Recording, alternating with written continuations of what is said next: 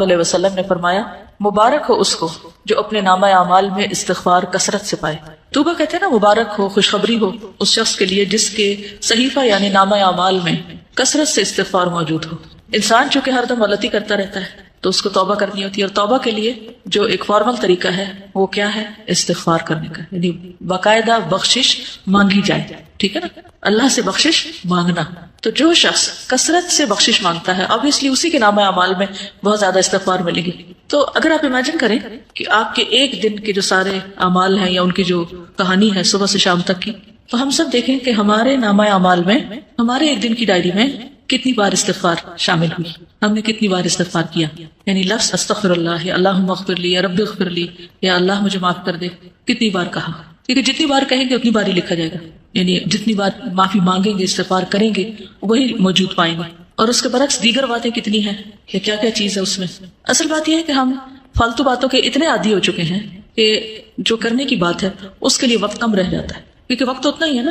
تو آپ چاہیں تو اس میں اچھی باتیں کر لیں، استغفار کر لیں، اللہ کا ذکر کر لیں، یا کسی کو فائدہ پہنچانے کا کوئی کام کر لیں، اور چاہیں تو ادھر ادھر کی اپنی کہانیاں سناتے ہوئے وقت گزار دیں، کیونکہ بولنا تو ہم نے ہے ہی، وہ تو ہماری فطرت میں کہ ہم نے بولنا ہے. اور صبح سویرے بولنا شروع کر دیں. ذکر کا جو وقت ہے جس وقت ساری کائنات یا زمین آسمان کی ہر چیز ایک طرح سے ذکر میں مصروف ہوتی ہے، چڑیا پرندے ہر چیز چہچہا رہی ہوتی ہے، اور دراصل کیا کر رہے ہوتے ہیں؟ اللہ کی تسبیح ہی کر رہے ہوتے ہیں. تو ہم تو صبح بھی باز نہیں آتے باتیں کرنے سے، فالتو باتیں، تو باقی دن تو پھر ہے ہی باتوں کا. تو ہم سب کو اپنا محاسبہ کرنے کی ضرورت ہے، اور اپنے لیے ایک سوال لکھ کے رکھ سکتے ہیں کہ میں نے آج کتنی بار استغفار کی. نبی صلی اللہ علیہ وسلم کتنی بار کیا کرتے تھے؟ جی 70 سے 100 بار کیا کرتے تھے، اور وہ اللہ کے رسول تھے، اور ان کے اگلے پچھلے گناہ سب معاف کر دیے گئے تھے. اور ہمارا طرز عمل کیا ہے؟ وجہ یہ ہے کہ ہمیں اپنی غلطیوں کا احساس ہی نہیں ہے. کہ جب احساس ہوتا ہے، ایک تڑپ آتی ہے، ایک پریشانی ہوتی ہے، تو پھر انسان اس کے ازالے کی کوشش کرتا ہے نا. مثلا اگر کسی کے جسم میں کوئی بیماری ہو، جیسے کینسر ہوتا ہے، اور اس کو پتہ ہی نہ ہو کہ وہ بیمار ہے، تو کیا وہ علاج کرائے گا؟ نہیں کرے گا. حتیٰ کہ وہ مرض اس کے لیے کیا بن جاتا ہے؟ جان لیوا بن جاتا ہے. کیونکہ ہمیں غلطی کا اعتراف کر کے اس کی اصلاح کرنے کی بجائے اس چیز کی عادت ہے اپنے آپ کو جسٹیفائی کرنے کی، کہ جو ہم سوچ رہے ہیں، جو ہم کر رہے ہیں وہ بالکل ٹھیک ہے. ہر چیز کی کوئی نہ کوئی تعویل کر لیتے ہیں. تو جب غلطیوں کی تعویل کرتے چلے جائیں گے تو پھر نتیجہ کیا نکلے گا؟ پھر توبہ کی توفیق نہیں ہوگی، توبہ کے لیے شعوری کوشش نہیں ہوگی، اور جب وہ کوشش نہیں ہوگی تو استغفار کہاں سے کریں گے؟ اور پھر وہ کریں گے نہیں تو نامہ اعمال میں کہاں سے آئے گا؟ اور اگر نہیں آتا تو پھر وہ مبارک کس کے لیے اور خوشخبری کس کے لیے؟ تو ہر چیز دوسرے کے ساتھ ریلیٹڈ ہے نا، ایک عمل دوسرے عمل کے ساتھ ایک چین ہوتی ہے پوری. تو جو بخشش مانگتا ہے اور ندامت کے آنسو گرتے ہیں اس کے، اور وہ کہتا ہے کہ اللہ تو مجھے معاف کر دے، تو اس کے لیے اللہ کا پھر وعدہ ہے کہ اللہ اسے معاف کرے گا. حدیث میں آتا ہے رسول اللہ صلی اللہ علیہ وسلم نے فرمایا شیطان نے اپنے رب عز و جل سے کہا مجھے تیری عزت اور جلال کی قسم میں تیرے بندوں کو اس وقت تک گمراہ کرتا رہوں گا جب تک ان کے جسم میں روح رہے گی. یعنی جب تک مر نہیں جاتا بندہ، روح نکل نہیں جاتی، اس وقت تک ابلیس اپنا کام نہیں چھوڑتا، کہتا میں کرتا رہوں گا گمراہ. اور اللہ عز و جل نے فرمایا مجھے اپنی عزت اور جلال کی قسم جب تک وہ مجھ سے معافی مانگتے رہیں گے میں انہیں معاف کرتا رہوں گا. لیکن دیکھیے ہم تھوڑی سی ہمیں تکلیف ہو جاتی ہے، سر دردی ہو جاتا ہے، بخار ہو جاتا ہے، تو کیا اس میں ہماری ہمت توفیق باقی رہتی ہے کہ ہم پھر بھی استغفار کرتے رہیں یا دعا مانگیں یا کوئی ذکر کریں؟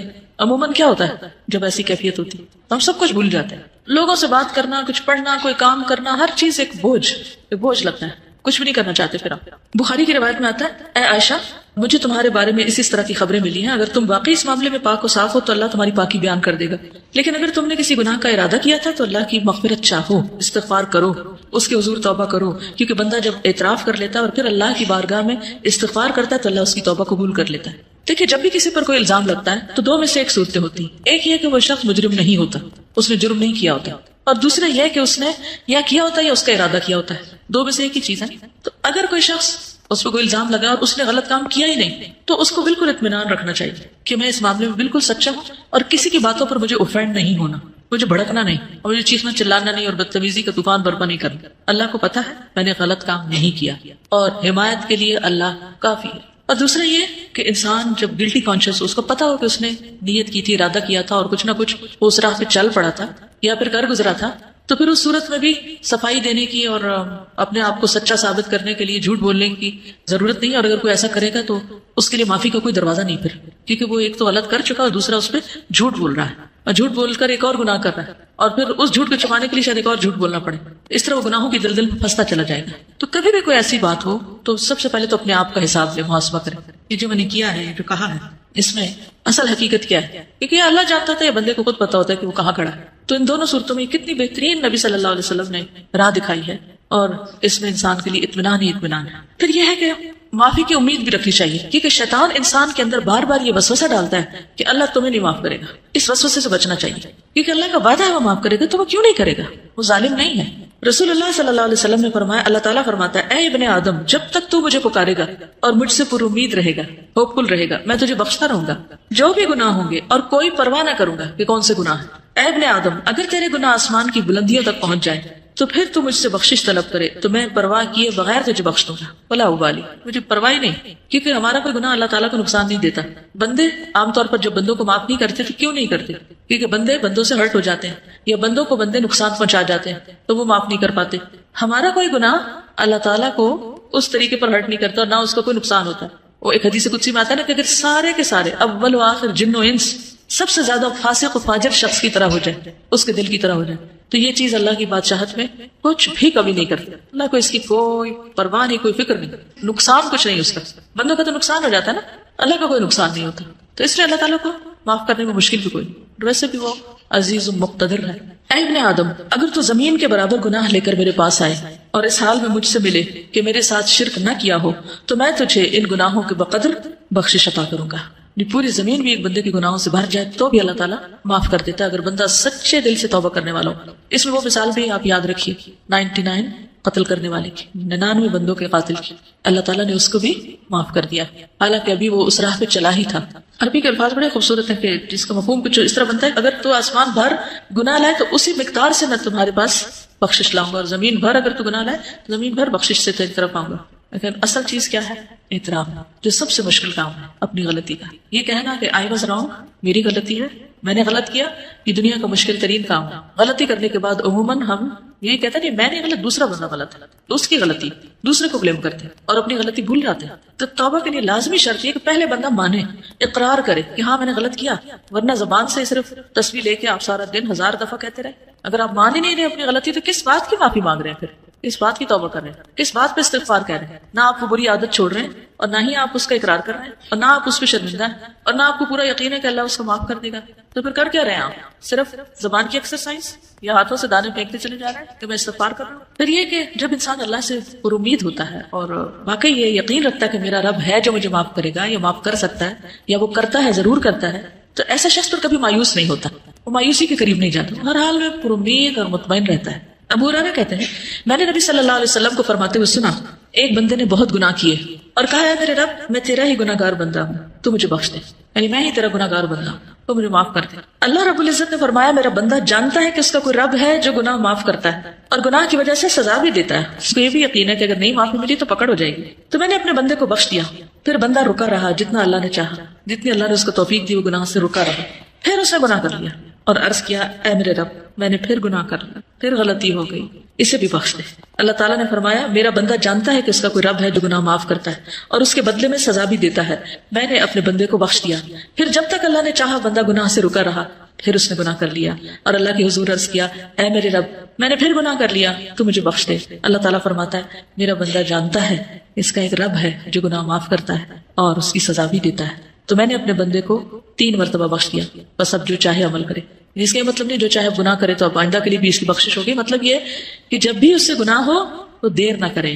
وہ فارسی میں آتا نا 100 بار اگر توبہ شکستی باز آ، 100 بار بھی توبہ ٹوٹ جائے تو بھی باز آ جاؤ، پھر بھی پلٹاؤ، پھر بھی لوٹاؤ، کیونکہ وہ رب 100 بار توبہ کرنے والوں کو 100 بار معاف کر دیتا ہے۔ تو اس بات کا یقین کہ اللہ تعالیٰ معاف کر دے گا، اور یہ سراسر اس کے اپنے اختیار میں بھی ہے، یغفر لمن یشاء ویعذب من یشاء۔ رونا کس بات پہ آنا چاہیے کہ اللہ یہ سب تیرا فیصلہ ہوگا، اگر تو نے معاف نہ کیا تو میرے پاس تو کوئی اور دروازہ نہیں کہ میں وہاں جا کے معافی مانگوں، تجھے کو معاف کرنا ہے اور تو معاف کر دے۔ تو اس کے لیے تڑپنا بھی چاہیے، یعنی اس کو کھیل نہیں بنا لینا، چونکہ اللہ نے معاف کر دینا اس لیے گناہ کر لو اور کرتے چلے جاؤ، کیا پتا کہ توبہ کی توفیق بھی پھر ہوتی ہے یا نہیں۔ اس امید پہ گناہ نہیں کرنے چاہیے، ہمیشہ اعتراف کی روش پہ چلتے جانا چاہیے۔ نبی صلی اللہ علیہ وسلم نے لوگوں کو استغفار کی ترغیب بھی دلائی ہے متعدد بار۔ مثلا ایک بار آپ نے فرمایا قسم اس ذات کی جس کے قبضہ قدرت میں میری جان ہے، اگر تم گناہ نہ کرتے تو اللہ تعالیٰ تمہیں لے جاتا اور ایسے لوگوں کو لاتا جو گناہ کرتے پھر معافی مانگتے تو اللہ ان کو معاف کر دیتا، کیونکہ اللہ تعالیٰ کو معاف کرنا پسند ہے، انسانوں کو معاف کرنا پسند نہیں، انسان معاف کرنا پسند نہیں کرتے،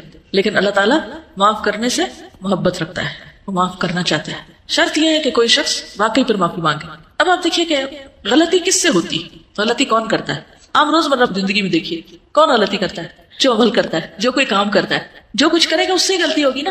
جو کام ہی نہیں کرے گا اس سے کیا غلطی ہونی ہے؟ ویسے برتن کس سے ٹوٹتا ہے؟ جو برتن استعمال کرتا ہے. اور جس نے صرف سجا کے رکھے ہوئے الماری میں اس سے تو نہیں ٹوٹے گی، اس کے تو بچے رہیں گے. اسی طرح باقی غلطیوں پر بھی آپ نظر ڈالیے.